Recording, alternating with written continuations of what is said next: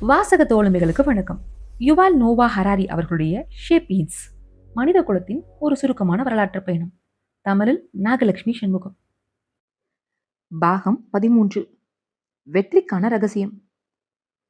வர்த்தகம், பேரரசுகள், உலகளாவிய மதங்கள் ஆகியவை அனைத்து கண்டங்களிலும் உள்ள அனைத்து சேப்பியன்ஸையும் இன்று நாம் வாழ்ந்து கொண்டிருக்கிற உலகளாவிய உலகிற்குள் கொண்டு வந்துள்ளன. விரிவாக்கத்தையும் ஒருங்கிணைப்பையும் உள்ளடக்கிய இச்செயல்முறை ஒரு நேர்கோட்டிலோ அல்லது இடையூறுகளை எதிர்கொள்ளாமலோ இல்லை. ஒரு பரந்த கண்ணோட்டத்திலிருந்து பார்க்கும் பொழுது பல சிறிய கலாச்சாரங்கள் ஒரு சில பெரிய கலாச்சாரங்களாக மாறி இறுதியில் ஒரே கலாச்சாரமாக சமுதாயமாக மாறியிருப்பது மனிதகுல வரலாற்று போக்கில் ஏற்பட்ட தவிர்க்க முடியாத விளைவுதான். ஆனால் ஒரு உலகளாவிய சமுதாயம் தவிர்க்கப்பட முடியாதது என்று கூறுவதும் இறுதி விளைவு நாம் இப்பொழுது பெற்றுள்ள வகையான உலகளாவிய சமுதாயமாகத்தான் இருக்க வேண்டும் என்று கூறுவதும் ஒன்றாகிவிடாது. வேறு பிற விளைவுகளையும் நம்மால் கற்பனை செய்ய முடியும். ஆங்கில மொழி இவ்வுலகில் இவ்வளவு பரவி இருக்கிறது. ஆனால் டானிஷ் மொழி ஏன் பரவவில்லை? 200 கோடி கிறிஸ்தவர்களும் 125 கோடி இஸ்லாமியர்களும் இருக்கின்றனர். ஆனால் 1,50,000 சராஸ்திரியர்களும் மாணிக்கியர்களும் மட்டுமே இருப்பது ஏன்? நாம் 10,000 ஆண்டு காலம் பின்னோக்கி சென்று வளர்ச்சி செயல்முறையை மீண்டும் முதலிலிருந்து துவக்கினால் மீண்டும் மீண்டும் ஓரிரைவாதத்தின் எழுச்சியையும் இருமைவாதத்தின் வீழ்ச்சியையும் தான் எப்பொழுதும் நாம் காண்போமா என்ன? நம்மால் அப்படிப்பட்ட ஒரு பரிசோதனையை மேற்கொள்ள முடியாது. எனவே அக்கேள்விகளுக்கான பதில் நமக்கு உண்மையிலேயே தெரியாது. ஆனால் வரலாற்றின் முக்கிய 2 பண்புகளை ஆய்வு செய்தால் அது நமக்கு ஒரு சில துப்புக்களை கொடுக்கக்கூடும். 1. வரலாற்று படிப்பணிகள். வரலாறு தன்னுடைய பயணப்பாதையில் எண்ணற்ற நாற்சந்திகளை கடந்து வந்துள்ளது என்ற பொழுதிலும் ஒரே ஒரு பாதைதான் நம்முடைய கடந்த காலத்திற்கும் நிகழ்காலத்திற்கும் இட்டு வருகிறது. ஆனால் எதிர்காலத்தை நோக்கி ஏகப்பட்ட பாதைகள் அதில் இருந்து பிரிகின்றன. அவற்றில் சில பாதைகள் அகலமாகவும் சீராகவும் தகுந்த அடையாள குறிகள் இடப்பட்டும் இருக்கின்றன. எனவே அப்பாதைகள் தேர்ந்தெடுக்கப்படுவதற்கான வாய்ப்புகள் அதிகம் உள்ளன. ஆனால் வரலாறோ அல்லது வரலாற்றை உருவாக்குபவர்களோ சில நேரங்களில் எதிர்பாராத திருப்பங்களை எடுத்து விடுகின்றனர். கிபி 4ஆம் நூற்றாண்டின் துவக்கத்தில் ரோமானிய பேரரசு ஏகப்பட்ட மத சாத்தியக்கூறுகளை கொண்டது. அது தன்னுடைய பாரம்பரியமான பல்லிறைவாதத்தை பின்பற்றி சென்றிருக்கலாம். ஆனால் அதன் பேரரசரான கான்ஸ்டன்டைன் உள்நாட்டு போர்களால் நிரம்பியிருந்த ஒரு பிரச்சனைகரமான நூற்றாண்டை திரும்பி பார்த்துவிட்டு இனரீதியாக பிளவுபட்டிருந்த தன்னுடைய மக்களை ஒரு தெளிவான கொள்கையை கொண்ட ஒரு மதத்தால் ஒருங்கிணைக்க முடியும் என்று நினைத்தார் போலும். அவருடைய காலகட்டத்தில் நடைமுறையில் இருந்த மாணிக்கியவாதம், மித்ரா மதம், ஐசிஸ் அல்லது சிபல் சமய கோட்பாடுகள், சராஸ்திரிய மதம், யூத மதம், புத்த மதம் போன்ற பல மதங்களில் இருந்து ஏதேனும் ஒன்றை தன்னுடைய தேசிய மதமாக அவரால் தேர்ந்தெடுத்திருக்க முடியும். ஆனால் அவர் ஏன் இயேசுவை தேர்ந்தெடுத்தார்? கிறிஸ்தவ இறையியலில் தனிப்பட்ட முறையில் அவரை கவர்ந்த ஏதேனும் இருந்ததா என்ன? அல்லது அதில் இருந்து ஏதோ ஒரு அம்சம் தன்னுடைய நோக்கங்களை நிறைவேற்றிக் கொள்வதற்கு தனக்கு அதிக பயனுள்ளதாக இருக்கும் என்று அவரை நினைக்க வைத்ததா? அவருக்கு மத ரீதியான அனுபவம் ஏதேனும் இருந்ததா? அல்லது கிறிஸ்தவ மதம் அதிகமான நபர்களை ஈர்த்து கொண்டிருந்ததால் அந்த வண்டியில் ஏறிக்கொள்வது நல்லதாக இருக்கும் என்று அவருடைய அறிவுரையாளர்கள் யாரேனும் அவர்களுக்கு அறிவுறுத்தினார்களா? வரலாற்றியலாளர்களால் மட்டுமே ஊகிக்க முடியும். ஆனால் திட்டவட்டமான ஒரு விடையை அவர்களால் கொடுக்க முடியாது.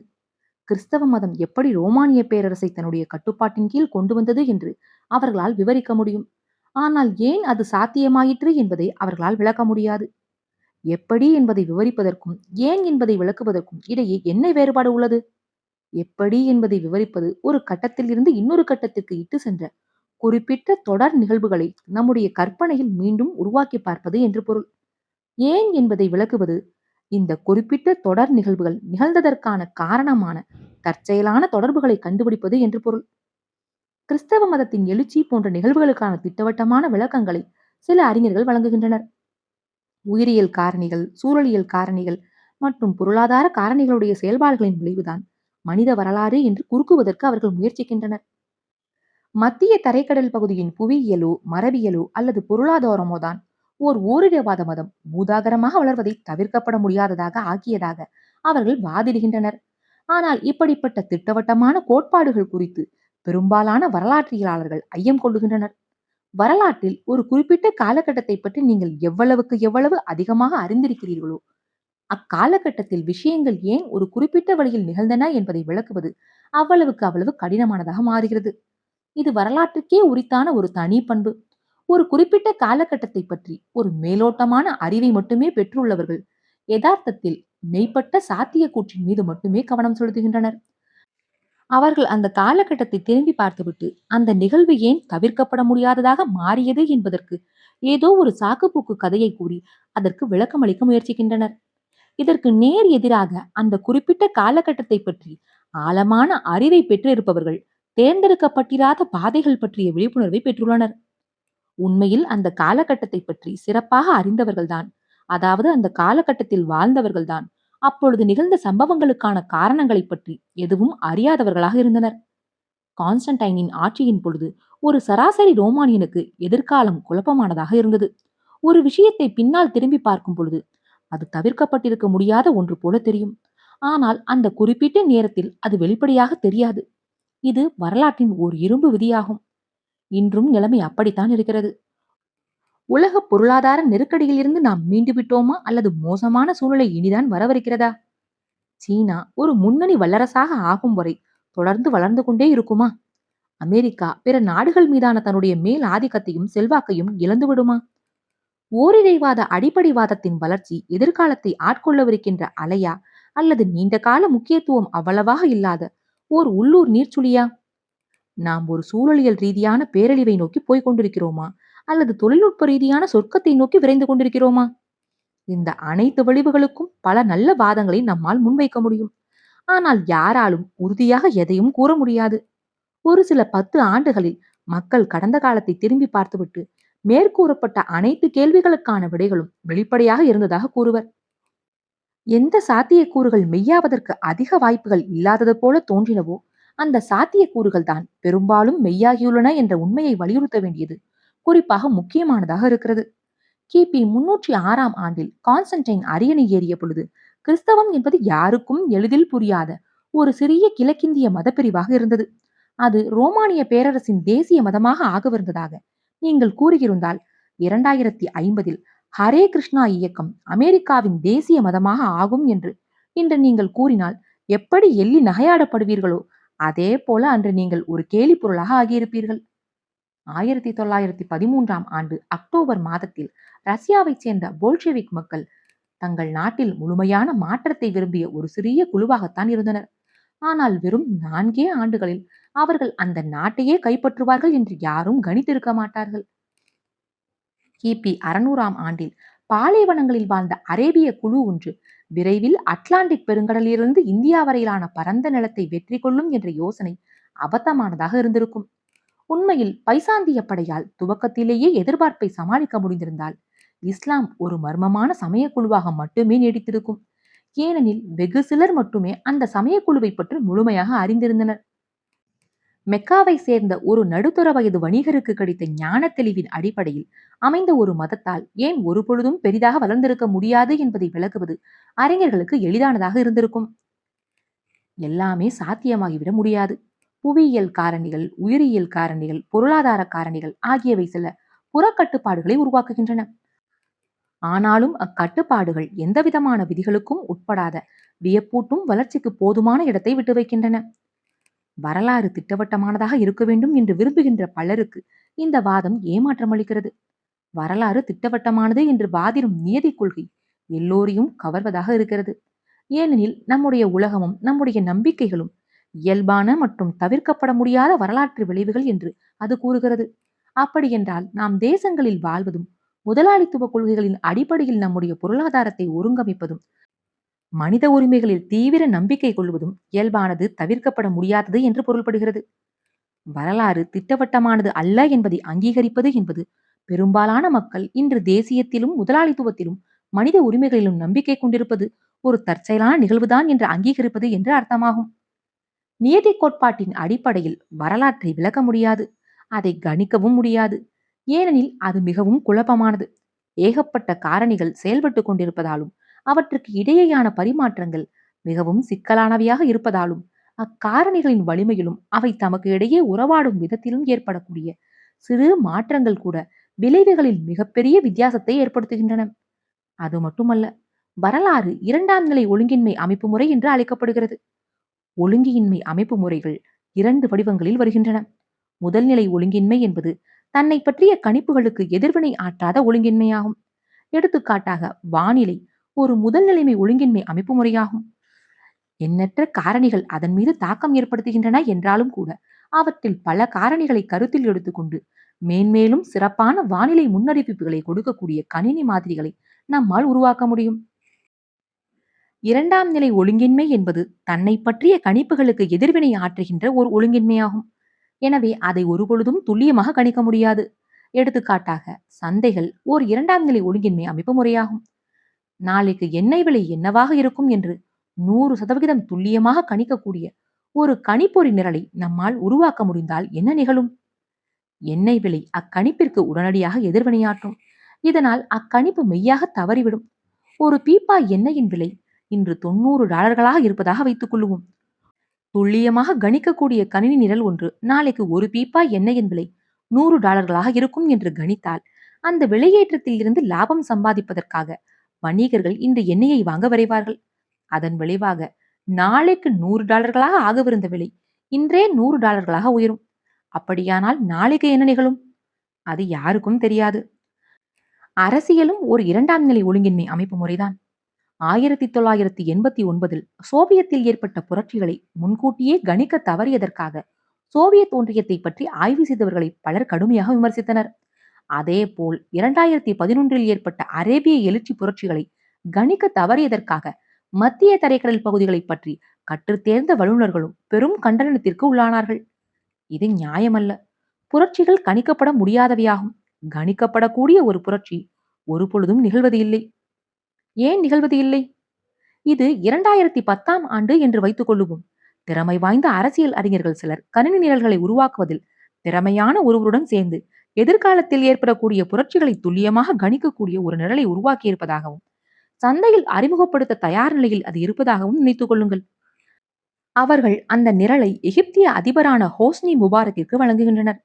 அவர் ஒரு பெரிய தொகையை அவர்களுக்கு கொடுக்கிறார். அதற்கு கைமாறாக வரும் ஆண்டில் எகிப்தில் ஒரு புரட்சி உறுதியாக வெடிக்கும் என்று அவர்கள் முபாரக்கிடம் கூறுகின்றனர். முபாரக் இதை கேட்டு எப்படி எதிர்வினையாற்றுவார்? அவர் உடனடியாக வரிகளை குறைப்பதற்கும் குடிமக்களுக்கு கோடிக்கணக்கான டாலர்களை பணத்தை விநியோகிப்பதற்கும் வாய்ப்புகள் அதிகமாகும். அதே நேரத்தில் அவர் தன்னுடைய ரகசிய காவல் படைகளையும் வலுப்படுத்தக்கூடும். இந்த முன்னேற்பாடுகள் பலனளிக்கின்றன. அடுத்த ஆண்டு வந்து போகிறது. ஆனால் புரட்சி எதுவும் நிகழவில்லை. முபாரக் அந்த அரசியல் அறிஞர்களை அழைத்து, உங்கள் நிரல் வேலை செய்யவில்லை, என் பணத்தை திருப்பி கொடுத்து விடுங்கள். உங்களுக்கு நான் வாரி இறைத்த பணத்தை கொண்டு இன்னொரு மாளிகையை என்னால் கட்டியிருக்க முடியும் என்று கத்துகிறார். அதற்கு அவர்கள், நாங்கள் கணித்ததால் தான் அப்புரட்சி உருவாகவில்லை என்று தங்களை தற்காத்துக் கொள்ளும் விதமாக கூறுகின்றனர். நிகழாத விஷயங்களை கணிக்கின்ற தீர்க்க தரிசிகளா நீங்கள் என்று சீறுகின்ற முபாரக் அவர்களை கைது செய்யும்படி தன் காவலர்களுக்கு சமிக்கை செய்துவிட்டு அந்த அறிஞர்களை பார்த்து, உங்களை போன்ற தீர்க்க தரிசிகள் பலரை கெய்ரோ நகரை சந்தையில் என்னால் பிடித்திருக்க முடியும் என்று கூறுகிறார். அப்படியானால் நாம் ஏன் வரலாற்றை படிக்க வேண்டும்? இயற்பியல், பொருளாதாரம் ஆகியவற்றை போல் அன்றி வரலாறு துல்லியமான கணிப்புகளை உருவாக்குவதற்கான ஒரு கருவி அல்ல. எதிர்காலத்தை அறிந்து கொள்வதற்காக அல்லாமல் நம்முடைய தொடுவானங்களை விரிவுபடுத்திக் கொள்ளவும், நம்முடைய தற்போதைய சூழ்நிலை இயல்பானதும் அல்ல, தவிர்க்கப்பட முடியாததும் அல்ல என்பதை புரிந்து கொள்ளவும், அதன் விளைவாக நாம் கற்பனை செய்வதை விட அதிக எண்ணிக்கையிலான சாத்தியக்கூறுகள் எப்பொழுதும் நம் முன்னால் இருக்கின்றன என்பதை புரிந்து கொள்ளவுமே நாம் வரலாற்றை படிக்கிறோம். எடுத்துக்காட்டாக ஐரோப்பியர்கள் எப்படி ஆப்பிரிக்கர்கள் மீது ஆதிக்கம் செலுத்தலாயினர் என்பதை படித்து அறிவது. இன அடுக்கதிகார அமைப்பு இயல்பானதோ அல்லது தவிர்க்கப்பட முடியாததோ அல்ல என்பதையும், உலகம் வேறு விதமாக ஒழுங்கமைக்கப்பட முடியும் என்பதையும் நாம் உணர்ந்து கொள்ள நமக்கு உதவுகிறது. இரண்டாவது, வரலாற்றை தூக்கி பிடித்தல். வரலாறு மேற்கொள்ளுகிற தேர்ந்தெடுப்புகளை நம்மால் விளக்க முடியாது. ஆனால் அவற்றை பற்றிய மிக முக்கியமான ஒரு விஷயத்தை நம்மால் கூற முடியும். வரலாற்றின் தேர்ந்தெடுப்புகள் மனிதர்களின் நன்மைக்காக மேற்கொள்ளப்படுவது இல்லை. வரலாறு தொடர்ந்து நிகழும் பொழுது மனித நலன் மேம்படுகிறது என்பதற்கான எந்த சான்றும் இல்லை. மனிதர்களுக்கு நன்மை பயக்கின்ற கலாச்சாரங்கள் இயல்பாக வெற்றி பெறுகின்றன, எல்லா இடங்களுக்கும் பரவுகின்றன. ஆனால் அவ்வளவாக நன்மை பயக்காத கலாச்சாரங்கள் மறைந்து விடுகின்றன என்பதற்கும் எந்த சான்றும் இல்லை. மானக்கிய மதத்தை விட கிறிஸ்தவ மதம் அதிக சிறப்பானதாக தேர்ந்தெடுப்பாக இருந்தது என்பதற்கோ, அல்லது சசானிட் பேரரசை விட அரேபிய பேரரசு அதிக நன்மை பயத்தது என்பதற்கோ எந்த சான்றும் இல்லை. மனிதர்களுடைய நன்மைக்காக வரலாறு செயல்பட்டுக் கொண்டிருக்கிறது என்பதற்கும் எந்த சான்றும் இல்லை. ஏனெனில் அப்படிப்பட்ட நன்மையை அளவிடுவதற்கு ஒரு பாரபட்சமற்ற அளவுகோல் நம்மிடம் இல்லை. நல்லவை எவை என்பதற்கு பல்வேறு கலாச்சாரங்கள் பல்வேறு வரையறைகளை கொண்டுள்ளன. அவற்றை சீர்தூக்கி பார்ப்பதற்கு பாரபட்சமற்ற எந்த ஒரு அளவுகோலும் நம்மிடம் இல்லை. தங்களுடைய வரையறைதான் சரியானது என்று வெற்றியாளர்கள் எப்பொழுதும் நம்புகின்றனர். ஆனால் நாம் ஏன் வெற்றியாளர்களை நம்ப வேண்டும்? கிறிஸ்தவ மதம் மானகீய மதத்தை வென்றது மனித குலத்திற்கு நன்மையை விளைவித்ததாக கிறிஸ்தவர்கள் நம்புகின்றனர். ஆனால் கிறிஸ்தவ மதம் இவ்வுலகம் குறித்து கொண்டிருக்கும் கண்ணோட்டத்தை நாம் ஏற்றுக்கொள்ளாவிட்டால் அவர்களோடு உடன்படுவதற்கு நமக்கு எந்த காரணமும் இல்லை. சசானி பேரரசு இஸ்லாமியர்களின் கைகளில் வந்து விழுந்தது மனித குலத்திற்கு நன்மையாக அமைந்ததாக இஸ்லாமியர்கள் நம்புகின்றனர். ஆனால் இவ்வுலகை பற்றி இஸ்லாமியர்கள் கொண்டுள்ள கண்ணோட்டத்தை நாம் ஏற்றுக்கொண்டால் மட்டுமே அந்த நன்மைகள் புலனாகின்றன. கிறிஸ்தவ மதமும் இஸ்லாமிய மதமும் மறைக்கப்பட்டிருந்தாலோ அல்லது தோற்கடிக்கப்பட்டிருந்தாலோ அது ஒருவேளை நமக்கு அதிக நன்மை பயத்திருக்க கூடும். கலாச்சாரங்கள் என்பவை ஒரு வகையான மன தொற்று நோய் அல்லது ஒட்டுண்ணிகள் என்றும் அவை மனிதர்களை பீடிக்கின்றன என்றும் அதிக எண்ணிக்கையிலான அறிஞர்கள் கருதுகின்றனர். வைரஸ் போன்ற ஒட்டுண்ணிகள் தாம் பீடிக்கின்ற நபர்களின் உடல்களுக்குள் வாழுகின்றன. அவை பல்கி பெருகி ஒரு நபரிடமிருந்து இன்னொரு நபருக்கு பரவி அந்நபர்களை சுரண்டி புசித்து அவர்களை பலவீனப்படுத்துகின்றன. சில சமயங்களில் அவர்களை கொன்றுவிடவும் செய்கின்றன. அந்த ஒட்டுண்ணிகள் யாரை பற்றி கொண்டுள்ளனவோ அவர்கள் அந்த ஒட்டுண்ணிகள் தம்மை மற்றவர்களிடம் பரப்புவதற்கு தேவையான காலம் வாழும் வரை அவை அவர்களுடைய உடல்நலை பற்றி எந்த அக்கறையும் கொள்ளுவது இல்லை. அதே போலத்தான் கலாச்சார யோசனைகளும் மனித மனங்களுக்குள் வாழுகின்றன. அவை பல்கி பெருகி ஒரு நபரிடம் இருந்து இன்னொரு நபருக்கு பரவுகின்றன.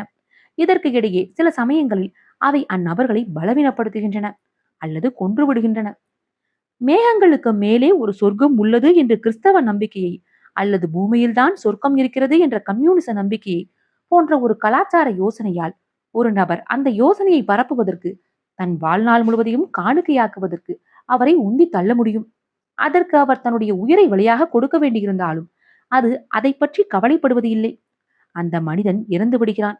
ஆனால் அந்த யோசனை பரவுகிறது. இந்த அணுகுமுறையின்படி கலாச்சாரங்கள் என்பவை மற்றவர்களை தங்களுக்கு சாதகமாக பயன்படுத்திக் கொள்வதற்காக ஒரு சிலரால் தீட்டப்பட்ட சதிகள் அல்ல.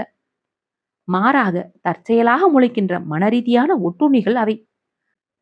பிறகு தாம் பீடித்த அனைவரையும் அவை தமக்கு சாதகமாக பயன்படுத்திக் கொள்கின்றன. சில சமயங்களில் இந்த அணுகுமுறையை மீமெட்டிக்ஸ் என்று அழைக்கப்படுகிறது. உயிரினங்களின் பரிணாம வளர்ச்சி எப்படி மரபணுக்கள் என்ற தகவல் கூறுகளின் பெருக்கத்தின் அடிப்படையில் அமைந்துள்ளதோ அதே போல கலாச்சார பரிணாம வளர்ச்சியானது மீன் என்று அழைக்கப்படுகின்ற கலாச்சார தகவல் கூறுகளின் பெருக்கத்தின் அடிப்படையில் அமைந்துள்ளது. தாம் பீடிக்கின்ற மனிதர்கள் கொடுக்க வேண்டிய விலையை பற்றி கவலைப்படாமல் அவர்களுக்கு நன்மை ஏற்படுகிறதா இல்லையா என்பதை பற்றி அக்கறை கொள்ளாமல் தம்முடைய மீன்ஸை பெருக்கி பரப்புவதில் திறமை பெற்றுள்ள கலாச்சாரங்கள் தான் வெற்றிகரமான கலாச்சாரங்களாகும். மனிதவியல் அறிஞர்களில் பெரும்பாலானோர் மீமெட்டிக்ஸை புறக்கணிக்கின்றனர். பண்படுத்தப்படாத உயிரியல் ஒப்புமைகளை கொண்டு கலாச்சார செயல்முறைகளை விளக்க மேற்கொள்ளப்படுகின்ற ஒரு சிறு பிள்ளைத்தனமான முயற்சியாகவே அவர்கள் அதை பார்க்கின்றனர். ஆனால் இவர்களில் பல அறிஞர்கள் மீமெட்டிக்ஸோடு ஒட்டி பிறந்த பின் நவீனத்துவத்தை ஒட்டி ஒழுகுகின்றனர். சொற்பொழிவுகள் தான் கலாச்சாரத்தின் அடித்தளமே அன்றி மீன்ஸ் அல்ல என்று பின் நவீனத்துவ சிந்தனையாளர்கள் கூறுகின்றனர். ஆனால் கலாச்சாரங்கள் மனித குல நன்மையை பற்றி கடுகளவும் அக்கறையின்றி தம்மை பரப்பிக் கொண்டிருப்பதை அவர்களும் பார்க்கின்றனர். எடுத்துக்காட்டாக தேசியவாதம் என்பது 19ஆம் மற்றும் 20ஆம் நூற்றாண்டுகளில் உலகம் நெடுகிலும் பரவி போர்களையும் அடக்குமுறைகளையும் பகைமையும் இனப்படுகொலையையும் விளைவித்த ஒரு பயங்கரமான கொள்ளை நோய் என்று பின் நவீனத்துவ சிந்தனையாளர்கள் விவரிக்கின்றனர். ஒரு நாட்டில் உள்ள மக்களை அந்நோய் பீடித்த மறுகணம் அண்டை நாடுகளை சேர்ந்தவர்களையும் அந்த வைரஸ் கிருமி பீடித்துக் கொள்ளும் சாத்தியம் ஏராளமாக இருந்தது. தேசியவாத வைரஸ் மனிதர்களுக்கு நன்மை பயக்கின்ற ஒன்றை போல தன்னை காட்டிக் கொண்டது. ஆனால் அது தனக்குத்தானே மட்டும்தான் நன்மை பயந்து வந்துள்ளது. ஆட்ட கோட்பாட்டின் அடிப்படையில் சமூக அறிவியல்களிலும் இத்தகைய வாதங்கள் பரவலாக இருக்கின்றன. பல நபர்களை உள்ளடக்கிய விளையாட்டுகளில் எல்லா விளையாட்டு வீரர்களும் தீங்கு விளைவிக்கின்ற கண்ணோட்டங்களும் நடத்தை போக்குகளும் எப்படி வேரூன்றி பரவுகின்றன என்பதை ஆட்ட கோட்பாடு விளக்குகிறது. ஆயுத போட்டிகள் இதற்கான ஒரு பிரபலமான எடுத்துக்காட்டு. பல ஆயுத போட்டிகள் இராணுவ அதிகாரத்தின் சமநிலையில் எந்த மாற்றத்தையும் ஏற்படுத்தாமல் அப்போட்டிகளில் பங்கு பெறுகின்ற அனைவரையும் திவாலாக்கி விடுகின்றன. பாகிஸ்தான் சில மேம்பட்ட விமானங்கள் வாங்கினால் இந்தியாவும் அதே வழியில் செயல்படையளிக்கிறது. இந்தியா அணுகுண்டுகளை தயாரிக்கும் பொழுது பாகிஸ்தானும் அவ்வழியை பின்பற்றுகிறது. பாகிஸ்தான் தன்னுடைய கடற்படையை வலிமைப்படுத்தும் பொழுது இந்தியாவும் தன்னுடைய கடற்படையை விரிவுபடுத்துகிறது. இந்த செயல்முறையின் முடிவில் அதிகாரத்தின் சமநிலை கிட்டத்தட்ட எந்த மாற்றத்திற்கும் உட்படாமல் அப்படியே இருக்கக்கூடும். ஆனால் இதற்கு இடையே கல்வியிலும் உடல்நல பராமரிப்பிலும் முதலீடு செய்யப்பட்டிருக்கக்கூடிய கோடிக்கணக்கான டாலர் பணம் ஆயுதங்கள் மீது செலவிடப்படுகிறது. ஆனாலும் ஆயுத போட்டிகளில் ஈடுபடாமல் இருப்பது கடினமானதாக இருக்கிறது. ஆயுத போட்டியில் ஈடுபடுதல் என்பது ஒரு நடத்தை போக்கு.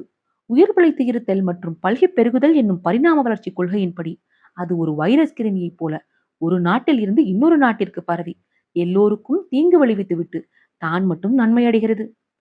ஆட்டக் கோட்பாடு, பின் நவீனத்துவம், மீமெட்டிக்ஸ் என்று அதை நீங்கள் எந்த பெயரில் அழைத்தாலும் சரி, வரலாற்றின் இயக்க விசைகள் மனித குலத்தின் நலனை மேம்படுத்துவதை நோக்கி இயக்கப்படுவது இல்லை. வரலாற்றில் மிகவும் வெற்றிகரமான கலாச்சாரங்கள் தான் ஹோமோஷிப்பியன்ஸுக்கு சிறந்தவை என்று சிந்திப்பதற்கு எந்த அடிப்படையும் இல்லை. பரிணாம வளர்ச்சியைப் போலவே வரலாறும் தனிநபர்களின் மகிழ்ச்சியை கண்டுகொள்வது இல்லை. தங்களுடைய சொந்த அனுகூலத்திற்காக வரலாற்றின் போக்கின் மீது தாக்கம் ஏற்படுத்த முடியாத விதத்தில் தனிநபர்கள் அறியாமை மிக்கவர்களாகவும் பலவீனமானவர்களாகவும் இருக்கின்றனர். வரலாறு ஒரு சந்திப்பு முனையில் இருந்து இன்னொரு சந்திப்பு முனைக்கு நகருகிறது. ஆனால் ஏதோ புதிரான காரணத்தால் முதலில் ஒரு பாதையையும் பின்னர் வேறு ஒரு பாதையையும் அது தேர்ந்தெடுக்கிறது. கிபி 1500ஆம் ஆண்டை ஒட்டி வரலாறு ஒரு சிறப்பான தேர்ந்தெடுப்பை மேற்கொண்டது. அது மனித குலத்தின் தலையெழுத்தை மட்டுமின்றி பூமியில் வாழ்ந்த அனைத்து உயிர்களின் தலையெழுத்தையும் மாற்றியது. அதை நாம் அறிவியல் புரட்சி என்று அழைக்கிறோம். அது மத்திய ஐரோப்பாவில் தொடங்கியது. ஆப்பிரிக்கா ஆசியாவின் மேற்கு முனையில் உள்ள ஒரு பெரிய தீபகற்பம் அது. அக்கணம் வரை வரலாற்றில் அது எந்த முக்கியமான பாத்திரத்தையும் வகித்தது இல்லை. அறிவியல் புரட்சி ஏன் சீனாவிலோ அல்லது இந்தியாவிலோ தொடங்காமல் மத்திய ஐரோப்பாவில் குறிப்பிட்ட அந்த இடத்தில் தொடங்கியது? அது ஏன் கிபி 1500ஆம் ஆண்டு வாக்கில் தொடங்கியது? ஏன் அதற்கு 2 நூற்றாண்டுகளுக்கு முன்பாகவோ அல்லது 3 நூற்றாண்டுகளுக்கு பின்பாகவோ அது தொடங்கவில்லை? அவற்றுக்கான காரணம் நமக்கு தெரியாது. அறிஞர்கள் ஏகப்பட்ட கோட்பாடுகளை முன்மொழிந்துள்ளனர். ஆனால் அவை எதுவுமே நம்பத்தக்க வகையில் இல்லை. வரலாறு அளப்பரிய சாத்தியக்கூறுகளை கொண்டுள்ளது. அவற்றில் பல சாத்தியக்கூறுகள் ஒருபொழுதும் நிஜமாகவில்லை. கிறிஸ்தவ மதம், ஒரு ரோமானிய பேரரசு, தங்க நாணயங்கள் ஆகிய எதுவும் இல்லாத ஒரு வரலாற்றை நம்மால் கற்பனை செய்ய முடிவதைப் போல அறிவியல் புரட்சியை தொடர்ந்து தவிர்த்து கொண்டு தலைமுறை தலைமுறையாக வரலாறு நீடிப்பதையும் நம்மால் கற்பனை செய்ய முடியும். பகுதி 3 மனிதகுல ஒருங்கிணைப்பு நிறைவுற்றது. யுவால் நோவா ஹராரி அவர்களுடைய ஷேப்பியன்ஸ் மனித குலத்தின் ஒரு சுருக்கமான வரலாற்று பயணம். காற்றோடும் உங்கள் காதுகளோடும் நான் எவி மகிழ. இணைந்திருங்கள், தங்களுடைய மேலான கருத்துக்களை பதிவிடுங்கள். நன்றி.